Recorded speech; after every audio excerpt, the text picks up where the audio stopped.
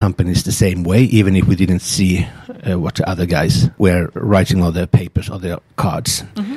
And the three first companies were the same for us all. And then there was one really brilliant company ready to be funded, ready to be organized into a real startup. They had a pretty brilliant, very simple solution. And I really hope that team will start as a real startup. I'm quite sure that they would find funding rather easy in this city. Then I can only join you in your appreciation and wish the guys luck. Yes. Back to Crazy Town. Can we see Crazy Town as a business community rather than just co-working premises? It is most definitely that, yes, because it's our secret sauce, what we bring into the mixture. We put a lot of emphasis on business colliding between our members and also between members in different cities. That's very important because, for instance, in Jyväskylä, where Crazy Town started in 2003, it's the oldest business community in Finland, by the way. Yeah, we were starting already in 2003. In Jyväskylä, 80% of our members are doing some business together or with each other. Mm-hmm. That's a huge amount. I don't know the numbers in Tampere yet because we haven't measured it so closely, but I would say that when I speak with our members and I listen to what happens around, I would say that at least half of our members have found new business inside Crazy Town Tampere. As we have around 90 companies, more than 260 people are using our facilities. And as far as I understand, we are the largest privately owned business community in Finland at the moment. Jyväskylä is going to pass as soon as they have larger premises and so on. But so far, we are still the largest in Finland. Privately owned, that is. Then I have to thank you again for having time in your important work to do this interview. Thank you. It's always a pleasure to be here at Tribe, as you are our close friends. Thank you, and hope that will stay this way. I kind of want to continue on this. How do you generally see the role of business communities in startup ecosystem?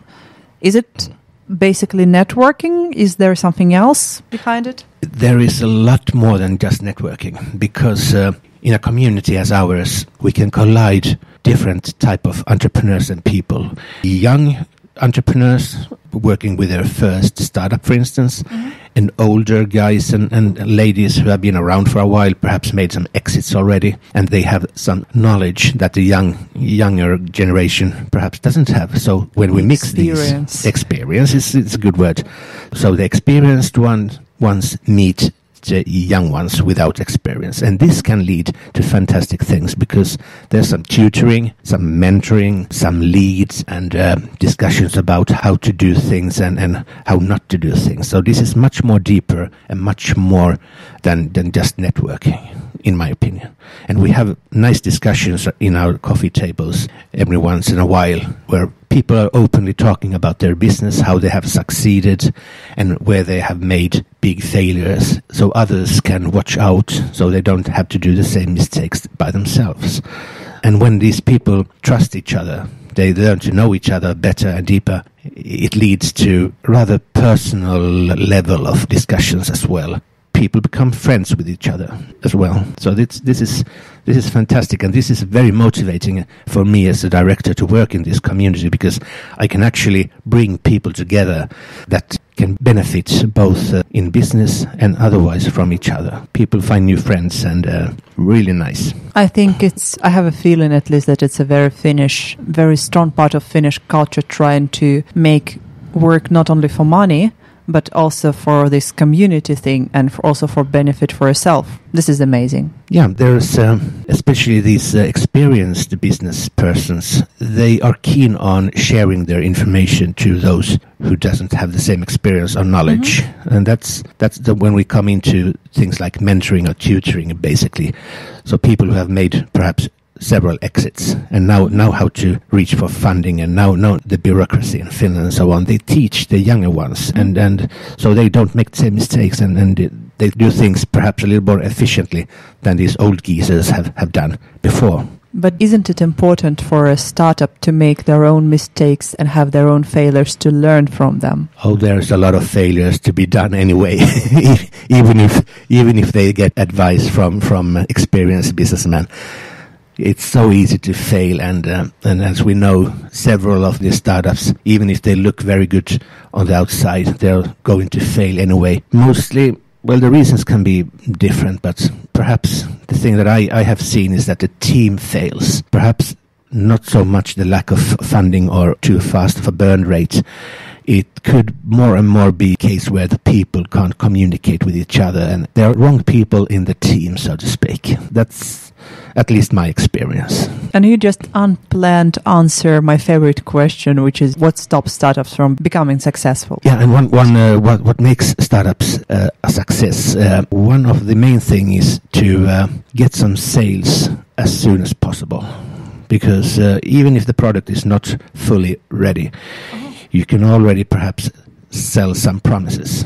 But it's better to start with the sales as soon as possible instead of waiting, because that has a lot to do with your funding and your burn rate and your investors, because the investors will be more ready to put money in your company if they see that you are at least making some revenues in your business. So this is something that people often forget. They make plans, they make beautiful websites, they plan and they make the product as good as possible, or the application or whatever, but nobody really takes care of the sales. And this is one of the reasons why many startups actually fail. And also you can use your customers, first early stage customers, as your focus group. Yes. So you get some feedback on. Yes, exactly. Yeah. Using lean methods, asking your customers what is good, what is not, and then adjust the product or application according to the feedback. That's also, of course, important. But I have seen especially high-tech companies from Tampere University of Technology, where I worked earlier, especially in that environment, they were like brilliant high-tech small startups. And all of these guys were so focused on their part of the technology that they almost forgot about sales, or they had nobody in the team who was interested in sales enough to take care of it. It was pretty sad to see. It's kind of funny to observe you talking about that, because we had today in P47 this open breakfast, which is one of the tribe's regular events where we invite pretty much everybody from the community to network and talk about business and maybe pitch themselves a bit and, of course, have some coffee.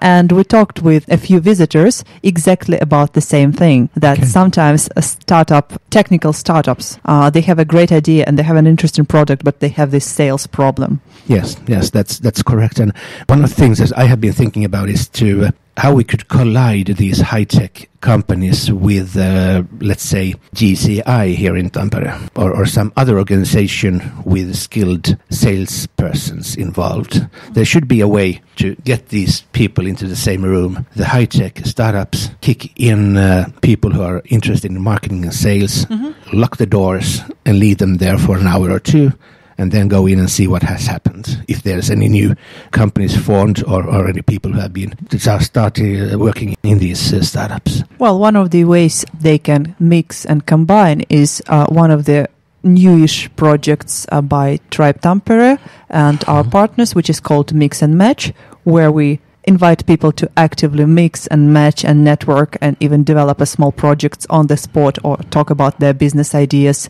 We hope that new teams will be born out of this project, or old teams will get new members. Yeah. Please visit. Sounds good.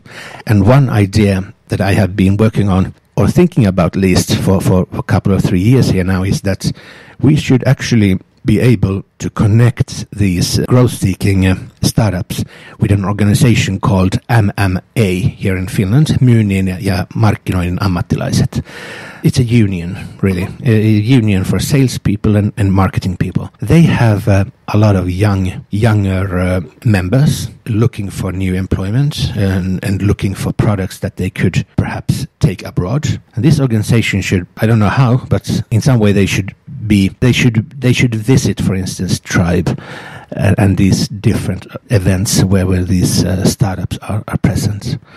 That could be a very good combination, because the MMA members are skilled and trained salespersons, and they also operate abroad, many of them, not only in Finland. Yeah, right. That sounds interesting. And I think I don't really have any questions for today. That was a really interesting talk, Timo. Thank you very much for coming. Thank you. And that sounds like a good continuation for the week, and I hope our listeners will enjoy our interview as well. Tribecast. This was Tribecast episode 15 and my name is Marina. Before I end up this episode, I'd like to tell you a short story. Do you remember the situation with Huoleti and Arctic 15 that we have discussed in one of the previous episodes? Well, the latest news is that Huoleti got a possibility to connect to hand-picked investors from Arctic 15 as a making up for the mistake. That sounds like a happy end for me. And for now, I wish you a great weekend. You'll hear my voice next week, and meanwhile, stay warm and tuned.